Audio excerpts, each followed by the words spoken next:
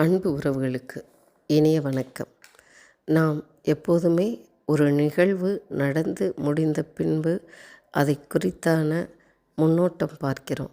அது எவ்வளோ பெரிய தப்பு அப்படின்னு நம்ம ஒவ்வொருத்தரும் புரிந்து கொள்ளணும். இதோ கரூர் சம்பவம், இது மாதிரி எத்தனையோ உயிரிழப்புகளுக்கு பிறகு நம்ம எவ்வளவு தான் சொன்னாலும் அடுத்த நிமிஷம் நடக்கக்கூடிய நிகழ்வுகளுக்கு மகளிர், குழந்தைகள், ப்ரெக்னென்சி லேடிஸ் இதெல்லாம் போகிறத தவிர்க்கலாம் இல்லையா? அவர் நடிகராகவோ இல்லை தலைவராகவோ அரசியல் சார்ந்தோ நான் அப்படிப்பட்ட ஒரு விஷயத்தை பார்க்கவே இல்லை. ஒரு மனிதன் எவ்வளோ பெரிய மாமனிதனாக இருந்தாலும் கூட நாம் இந்த மாதிரி கூட்டம் சேரும் இடங்களில் தயவு செய்து குழந்தைகளை அழைத்திட்டு போவதை தயவு செய்து நிறுத்துங்க.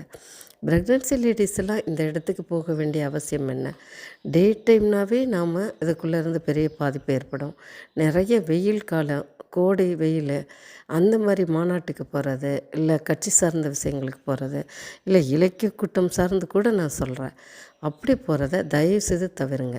இத்தனை சீட்டுக்குள்ளே, இத்தனை ஒரு உள்ளரங்கத்துக்குள்ளே நடக்கக்கூடிய தவிர்க்க முடியாத விஷயங்களுக்கு மட்டும் போனால் மட்டும்தான் இப்போதைய அரசியலில் இந்த காலகட்டங்களில் நாம் நம்மளை காப்பாற்றிக்கலாம். நம்ம உயிருக்கு மேலே முக்கியத்துவம் கொடுக்கணும் இல்லையா? இரவு நேரம் நிறைய கூட்டம் வர்றதுக்கு வாய்ப்பு இருக்குது. சொல்லலை.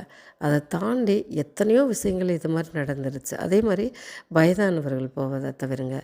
தயவுசெய்து இது அரசியல் களம், அதெல்லாம் தாண்டி ஒரு சமூக அக்கறையோட, மனிதாபிமானத்தோடு இது ஒவ்வொருத்தருக்கும் சொல்லப்பட வேண்டிய உங்கள் வீட்டுக்குள்ளே உள்ள ஒரு உறவாக நான் சொல்கிறேன்.